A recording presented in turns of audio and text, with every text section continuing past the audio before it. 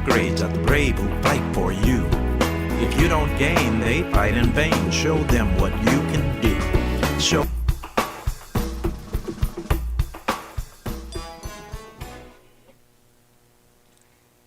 Good afternoon and welcome to Wave Your Grades on KUAW.org, the academic patriotism program that is dedicated to veterans and serious secondary scholars. I am your announcer, DeQuay Wilson. Before I turn it over to our host, I owe you a serious apology. I literally talked to you yesterday. So, on behalf of myself, KUAW, the entire team, and all of our affiliates, happy birthday. Happy birthday!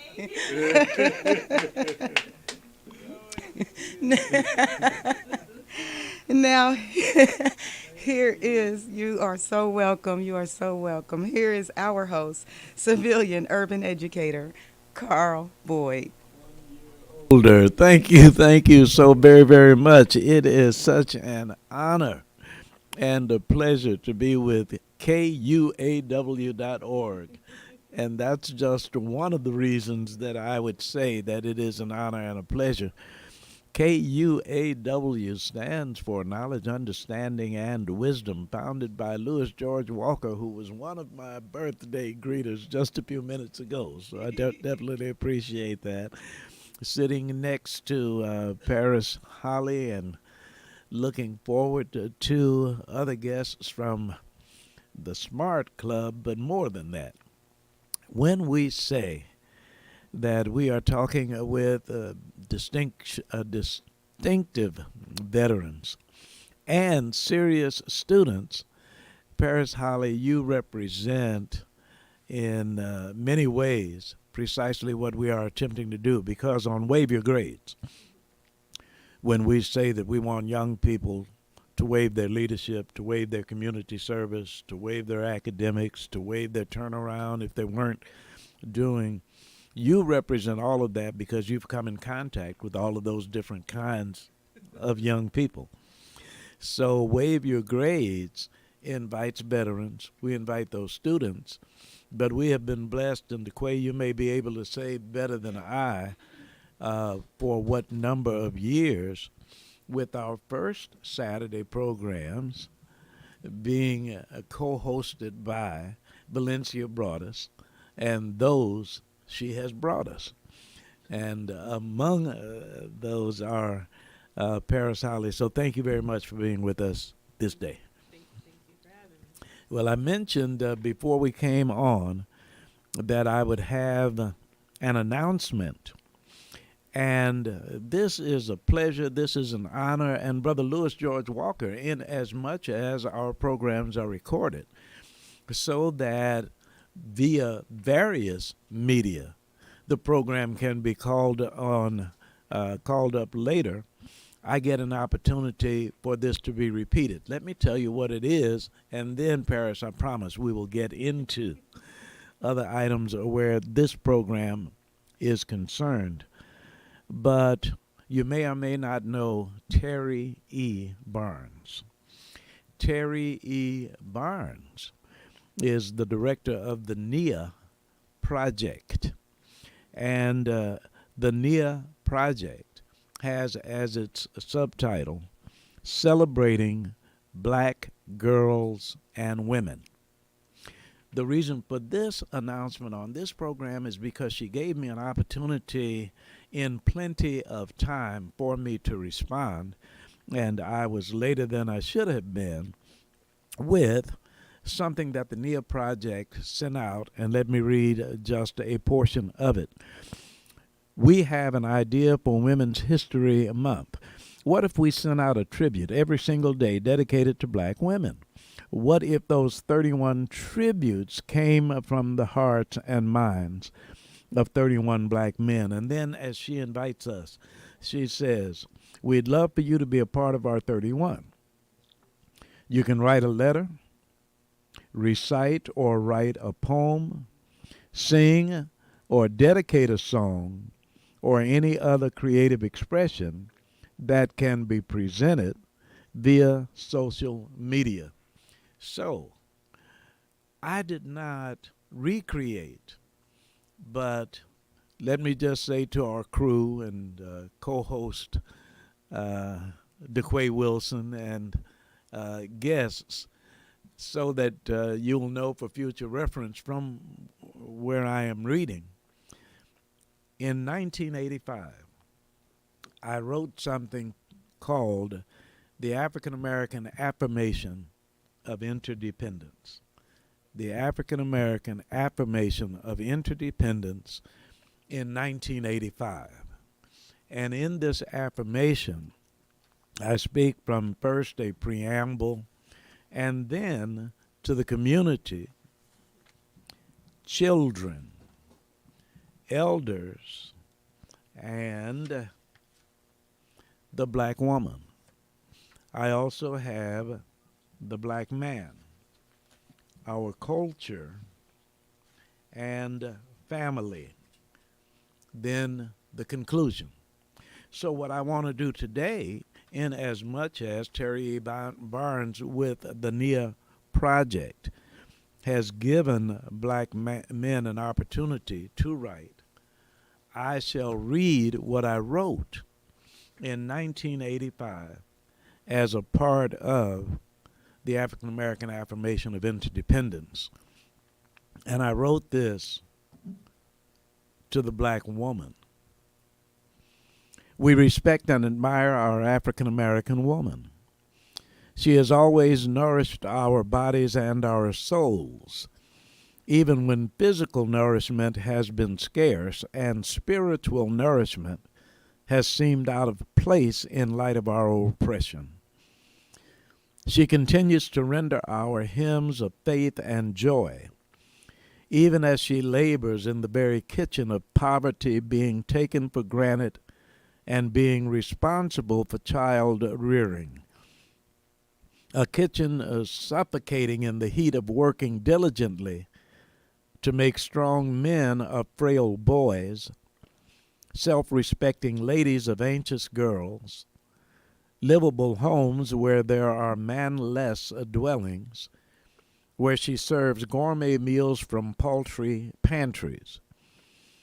It is a socially sweltering kitchen, defined not singularly as a physical part of the home where loving meals are prepared and where family discussions take place, but too often identified as, quote, her place, unquote, in the kitchen, even as she acquits herself meritoriously in offices, boardrooms, legislative bodies, classrooms, visible media, hard labor, and the pulpit. We respect and admire our African American woman, as she has proven herself while her station observe those of the opposite gender are content to deliberate statesmanlike, and sometimes not, in the parlors of polite or contentious debate, eloquently analyzing the problems our women solve every day. We therefore respect and admire our African American woman. She has first of necessity, then of intelligent choice, entered every field of human endeavor and has proven herself to be excellent, stable, astute, and tenacious. Yet she has never interrupted the melody or forgotten the lyrics of the hymns of our heritage, transposed successfully from sweltering kitchens into the compassionless arena of unrelenting competition. She has endured at all levels, victorious. This African American woman, queen of two continents and model for the universe, is not just someone to be held, she is something to behold. We respect and admire our African American woman. She is the center of our love and affection. Her achievements are not cause for intimidation, but most certainly cause for celebration. She cannot rise without us all being lifted. As we help our woman, we help ourselves. She is worthy, She is loyal. She has ever been a partner with the African American man in our ongoing struggle from Carl Boyd to the NIA Project Women's History Month. So, there. You are very kind. Thank you so much. And as we continue in the program, what was that? I heard a voice. Well, hello there. Thank you very much for joining in. Let me now transfer from my own selfish endeavor to what the program is about on first Saturdays. And it is not just the Smart Club, but those who are smart in it. Valencia brought us. Introduce us to today's program.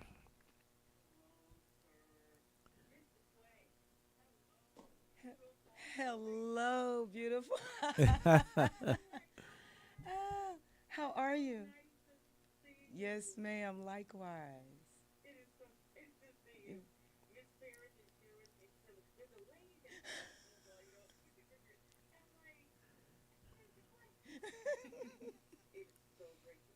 Likewise. I'm a little disappointed you're not here in studio, but I'm still blessed to see your face. So,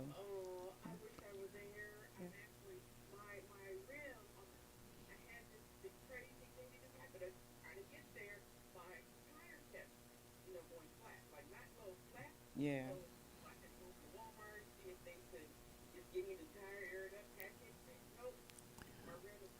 Oh, wow.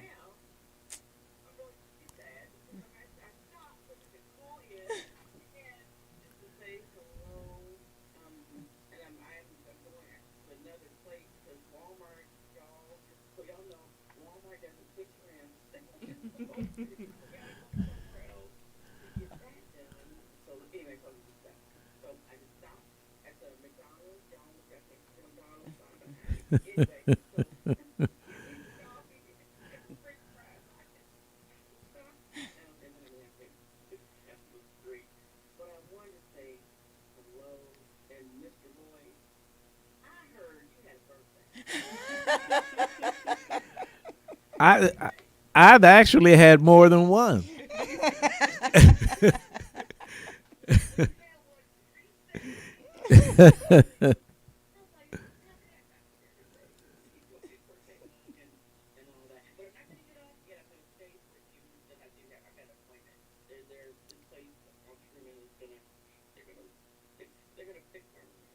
Okay, well, good deal. Okay, well, thank you so very much for calling in, getting in touch. Uh-oh, I missed that. What did she say?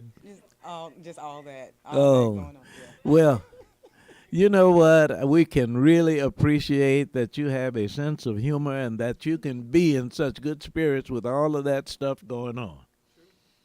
So,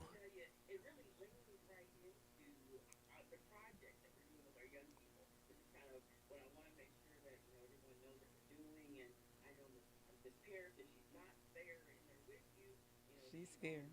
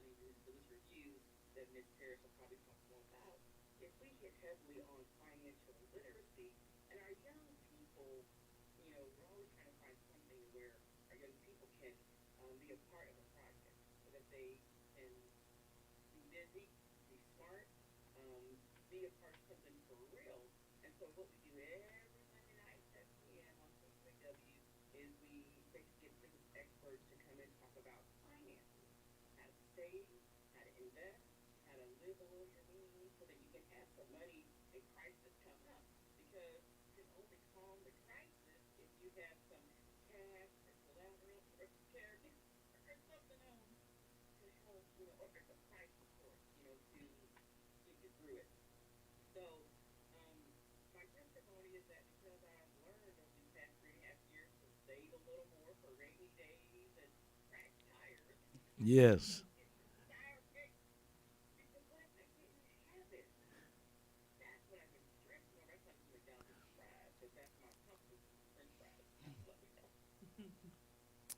Oh, but that is so real.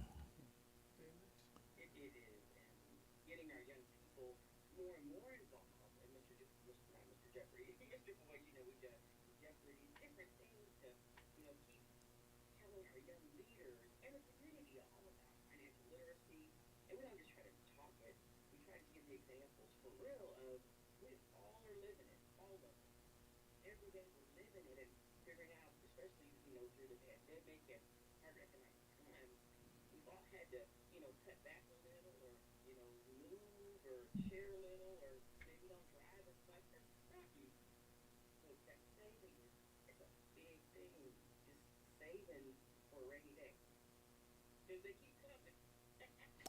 so. Good point.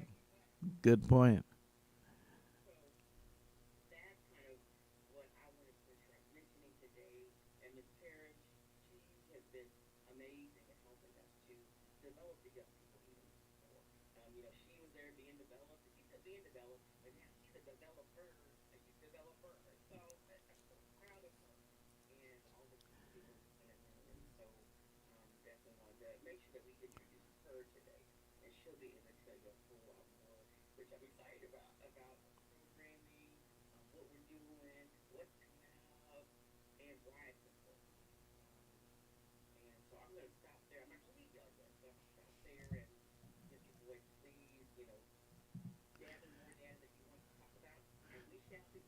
Well, let me say to you, and thank you for staying on as long as you can. That two things that we have talked about are evident in what you just said as an introduction. These are the two things. How often have you heard us say children learn more by example than they do by instruction? So that just that eventuality that you had not planned occurring makes you an example of preparation, because there are some people who are in that situation who had to call somebody and hope that they had a loan that you could use to get your tire fixed. But you are an example of being prepared. The other thing that we talk about is consistency. Because if young people learn by example, one of the examples that is important is the example of consistency. And DeQuay Wilson and I can say unequivocally that Paris Holly represents consistency. And now, having had the opportunity to meet you when we did, and then observe, Sister Valencia, what has been done, Paris, Monday nights, that singular emphasis is on finance. Is there something else? Tell us about that Monday night program, by the way, on KUAW, please. So Monday nights at 7 p.m. we have Smart Money News and Business Reviews. We do focus on our finances. We focus on making sure people are financially competent and that they understand how we're moving, what you can do to move. We bring in people who are either small business owners or they're already in their business from all different fields. We have some of our young people who I think may have joined us as well. Miss Denaya, she's had her own business, I think, since she was 8 years old. Can you imagine? And making sure that they understand where they need to go, what type of forms and paperwork they need to have in place so then they are a reputable business. Not just I've been operating, but make sure you have your ducks in a row. Make sure you Yes. have your LLCs in place. Make sure you have your business credit where we talk with Mr. Daryl Johnson. Make sure you have your personal credit in place where we talk with Mr. Whitney Morgan. Making sure that we have the resources and the people in place to get our network and growing networks where they need to be in the best financial situations for little things like that. Yes. Myself, I've also been working on it as well. So we started off as just our little Saturday meetings where we were meeting. We're talking about how can we be more financially prepared with Mr. Versey Lark with his Make It Rain book. We read through it to set ourselves up for success. To Ah, what is the foundation that we need to move forward? Meeting with Mr. Brian Ross, who is he works with Edward. He Edward partners. Jones. Yes, he partners with Edward Jones as a financial advisor, and he's also my personal financial Wow. advisor. So we meet with him. We meet with Mr. Versey to just in case you've never had a spreadsheet set up to put yourself in a position. How am I spending money? So you could be like, okay, you talk with Mr. Ross to be like, okay, how can I save? How can I Yes. put myself in a better situation? We all work a job somewhere, somehow. To have a 401k, how can you put yourself in a position where you're saving without even having to think about it? And then where are you wasting money? Like a lot of us have our Netflixes and Hulus, but do you really watch it? Right. Or how often are you going out? How just Ooh, this our is lovely good. wealth robbers that we don't really think about because we could go home and make a meal, but it's right here, it's convenient. But how how much of a convenience do you spend on it to where it's putting you in a financial crisis later on, where you could have been prepared for something so simple that you don't even notice? Let me ask DeQuay two things. One is I'm generally closer to my mic than Paris. Can you hear her all right? Yes. That is so important. And then I wanted to find out if you had any questions before I ask mine. No, go ahead. All I'll right, jump in if you Valencia feel brought the us. Were need. you saying something?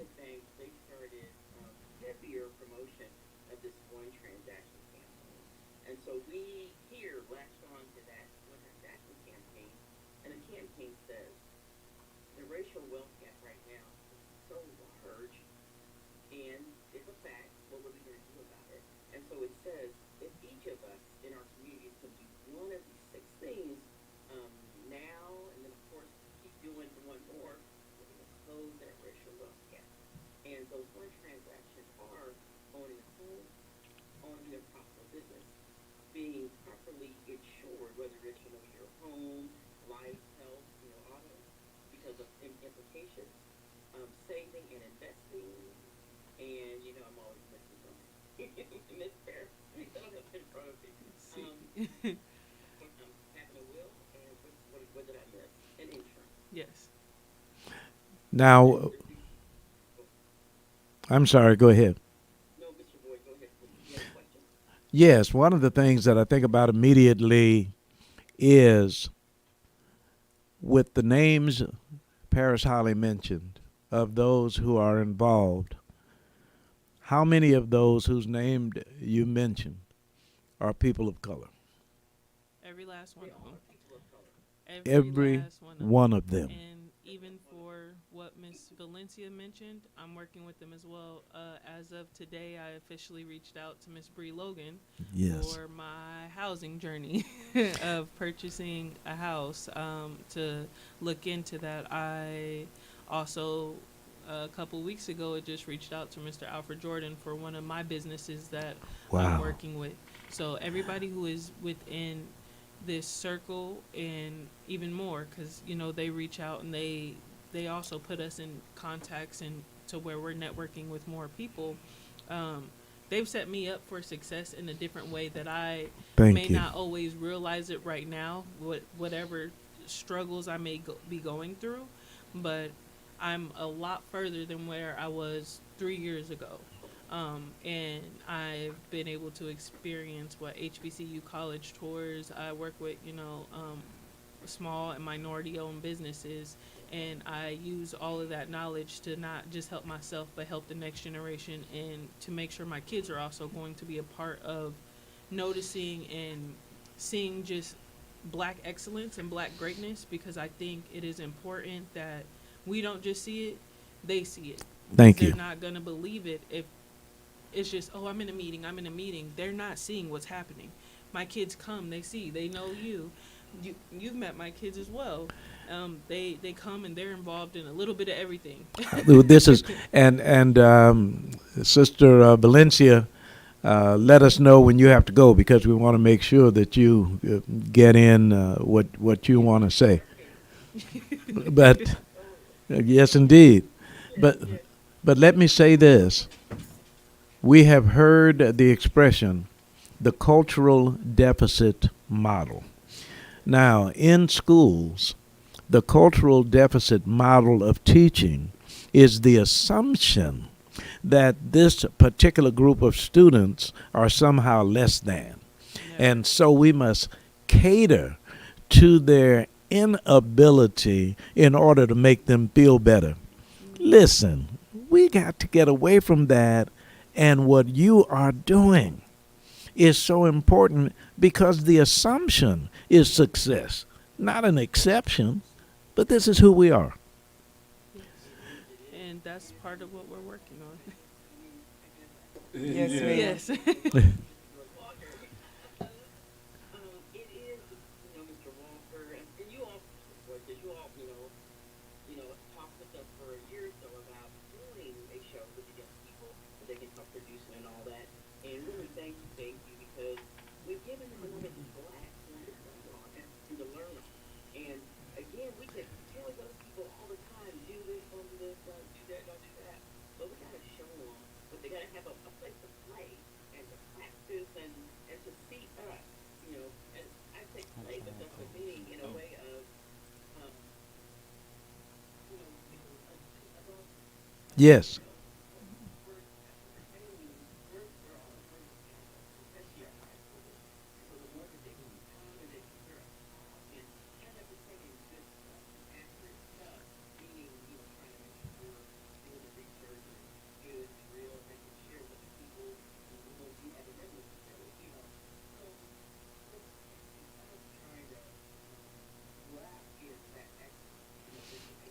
Yes.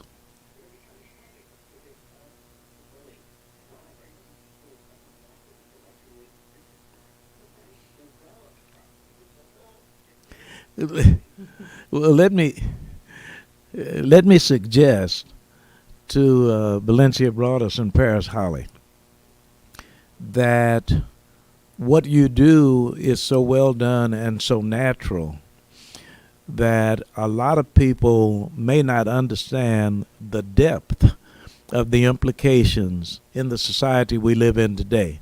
But let me just mention two things and why you are so important to the landscape in this day. One, college loans. Let me mention something else.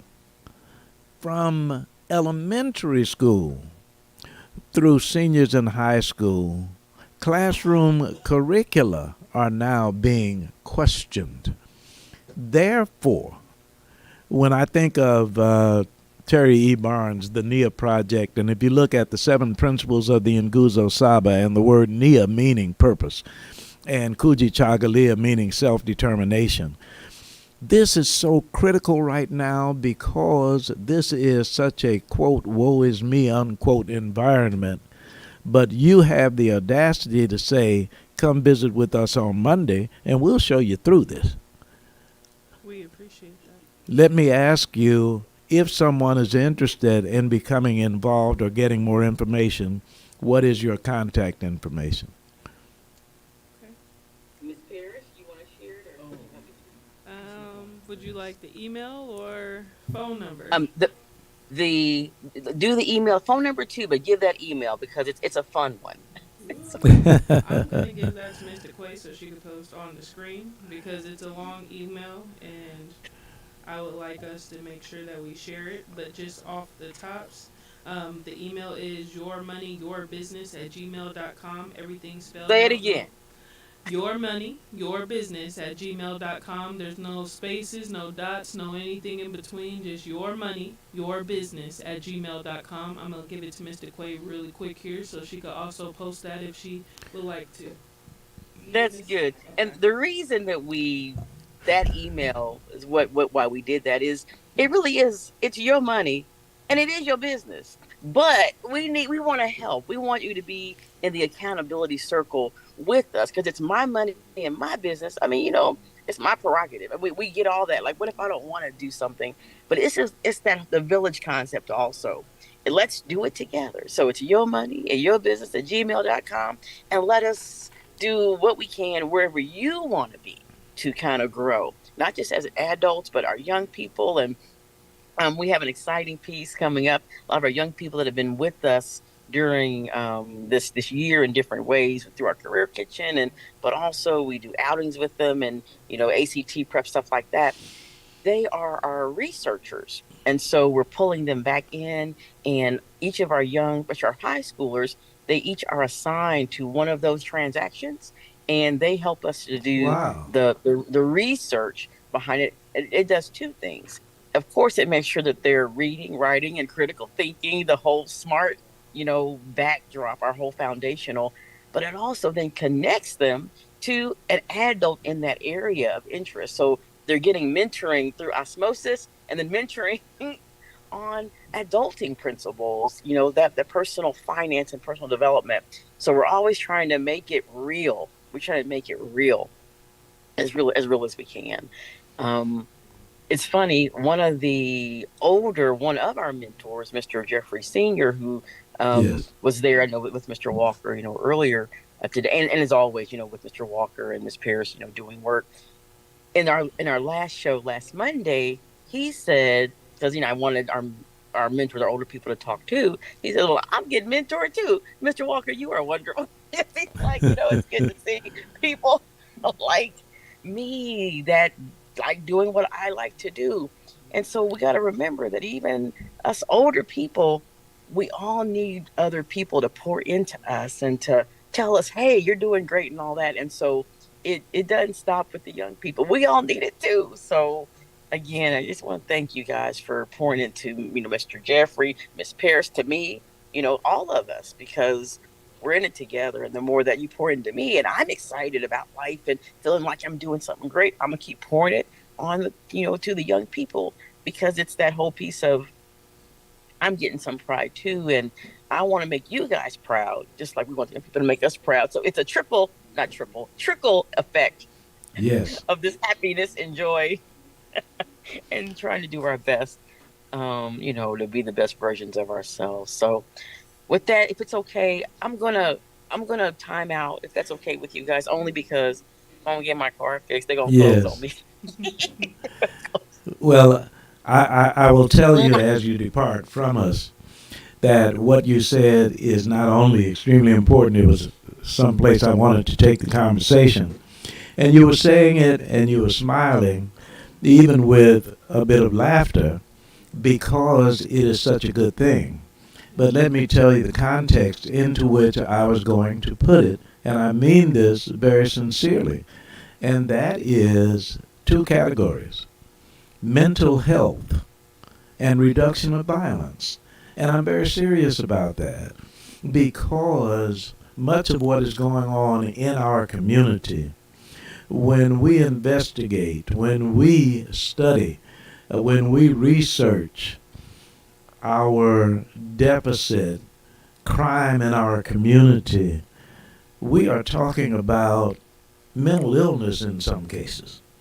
When we talk about um, what is happening in our neighborhoods that we allow to happen, it is because not enough are exposed to precisely the kind of conversation that you are having.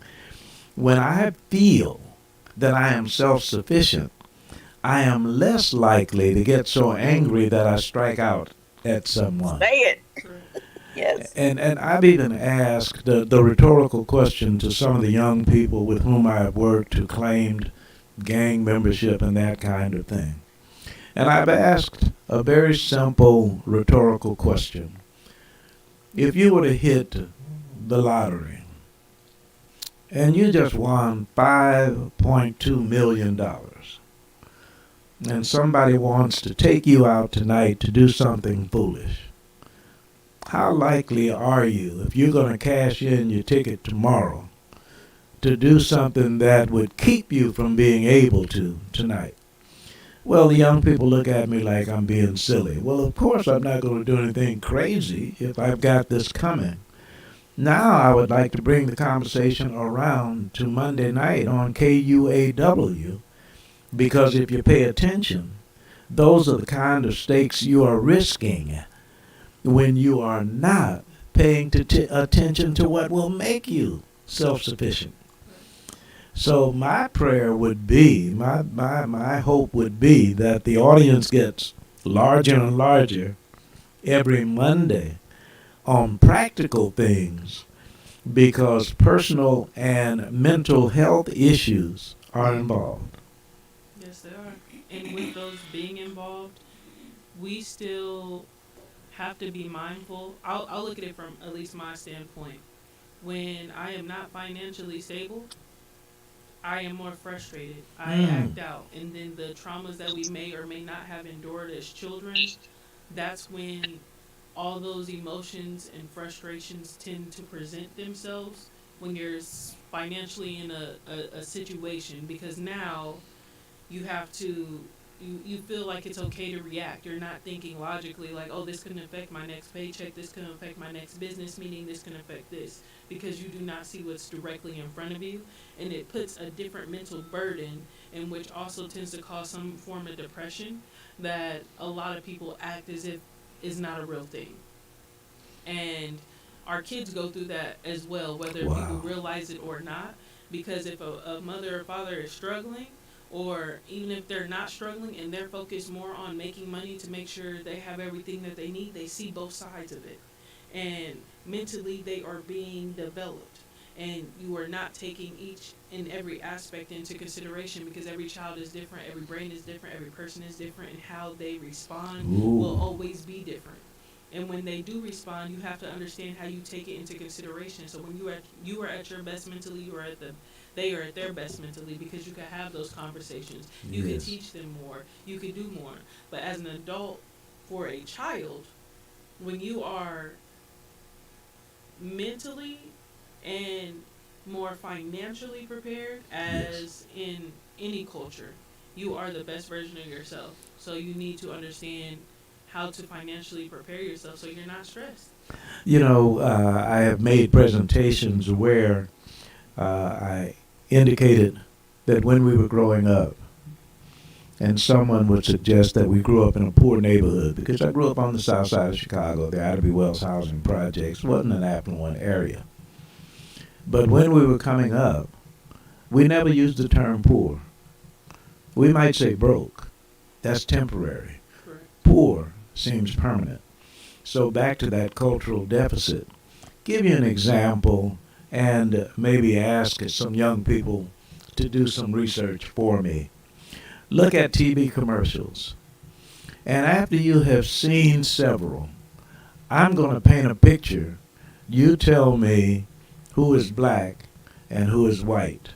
There is a male adult holding an emaciated child, asking, please help this child. Which one is white and which one is black on TV? The child is black. Almost 100% of the time. Now, we create a society wherein it appears that we always need somebody's help. the fight for equality. We want to be equal with someone else rather than they're striving to be equal with us. This is critical. It's not just important.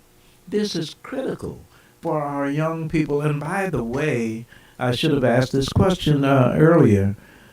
What age range do you reach in terms of your following? Everybody. There is nobody Come is on. left out. Thank you. Thank you. Even I'm learning to this day I got my Black Wall Street shirt on from when I went, and I was Ooh. learning more. I physically went there, and I am learning more. I'm steadily learning more. I'm in different projects that just circulated for me, doing things as easy as working with Regal Status and going to their fashion shows and being a part of that group as well. Everything, everywhere, somewhere, somehow, everybody is helping you. I do the same thing with the high school students who I talk to on a regular basis. Hey, let's be mindful of what we do because this affects you in the long run. I tend to talk to the guys a little bit more than the girls because our black boys are a target. Yes. I don't care what anybody says. You will never be able to change my mind. They go from one day being very cute to being, I'm fearful. Somebody's afraid of them. Yes. And so that's my own personal thing where I strive to make sure that they understand, like, your actions and things, they affect you in the long run. It doesn't matter if you got frustrated. You need to think through every single last one of your actions to be the best version of yourself because you are smart. You are intelligent. You are everything that you want to be plus more. Let me tell you that you are not alone by any means. And Dr. Jawanza Kunjufu, I don't know whether that's someone you've heard of, but his first book was Countering the Conspiracy to Destroy Black Boys. And then he did Countering the Conspiracy to Destroy Black Boys, books 1, 2, and 3. And I think Dr. Kunjufu writes a book a year. I mean, he is very well researched. He is an educator. But one of the things that he has written about is what he referred to as fourth grade syndrome. Fourth grade syndrome is precisely what you described. This little boy, black boy, is very cute all the way through third grade. And then fourth grade sees him as a threat somehow. Now, let us not forget that prisons are built based upon third grade reading scores. That is not... Go ahead, please. We have an update that Please. people are not taking into consideration. You're completely correct. But with everything that is happening in our society right now today, from the violence that they're showing in the news, from I think it was a 9-year-old bringing a gun to school or something. Don't quote me exactly on that piece, but that doesn't just start at third grade anymore. Everything that our kids do start from P3, P4, kindergarten, whatever they're in, and it is on their record. Please do not ever confuse that. It is on their record. Every last thing that they do from the moment they start school up until then, it is a written documentation that can be used against them. And let me tell you how right you are. It has never been only third grade. That's the measurement that they decided upon arbitrarily. Those issues did not start when that youngster was in third grade. What happened in third grade was reading scores are measurable. And then when they looked at the prison population and researched backgrounds, that's as far back as they went. And so began to develop prisons based upon that arbitrary score. You are so important to someone my age. Happy birthday to me. I'm getting older. I need Paris Holly because we cannot be satisfied on our research that might very well have been obsolete by the time the century turned. We have got to depend upon you to carry on that continuous research. And even at my age, be willing to learn from you so that I won't continue to make the same statement, but have a more enlightened statement based upon what younger people are doing? It's a continuous education, which happens in every single culture, Yes. every single area of life. For those of you who may or may not know, I am an engineer by trade. I'm a substitute teacher. I'm a legal assistant. I'm an accounting assistant. I own my own business in property management. I'm a notary. I am a parent of twin 4-year-olds who wreak havoc, and they are in the Montessori school district. And I'm a dancer. I'm a plethora of things, and I see we gotta find something for different her to do. avenues. I see different avenues. I move with different people, and I put myself in a position where I may not be on the face of it, because that's not where I stand, but I am always educating myself because I want the next to be better. Because if I didn't have somebody who was looking out for me as early as I did in elementary, and I mean, Miss Kim Vella it used to be Kim Mercelli, my favorite elementary school teacher, has twins now. I go see her every time I go back to Colorado and stop by Michi and have some food at her now Italian restaurants that they're steadily building, because they made sure they saw potential in me and they kept building. I see potential in students. I don't stop talking to you. I may not be the most I don't communicate the best all the time, but hey, I see you. I go to Worlds of Fun. I see some kids who's like, hey, Miss Paris, how are you doing? But I make sure I let those children know, kids, whatever, they may not want to be called children. I'm learning as my kids get older, that they're educated. You're priceless. You're important. You're loved. You're everything plus more. And don't ever forget that, because you guys all play a role in this world. Thank you.